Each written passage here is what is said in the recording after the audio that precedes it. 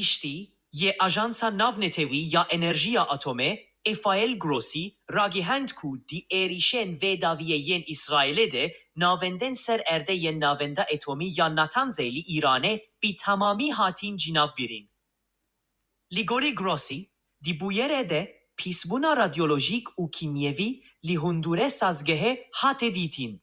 Li gorî Grossi, tesîsên dewlementkirîna uranyumê yên li cerzeminê, yên li vê derê zîrarekê cidî negirtînê, lê dîbe ku kutbûna elektrîkê bandorê li xebata sentrîfujan kirîbe. Gross hervî te kes kir ku Îran li vê tesîsê bî zenginkirîna cî sedî şest uranyumê berhem tîne.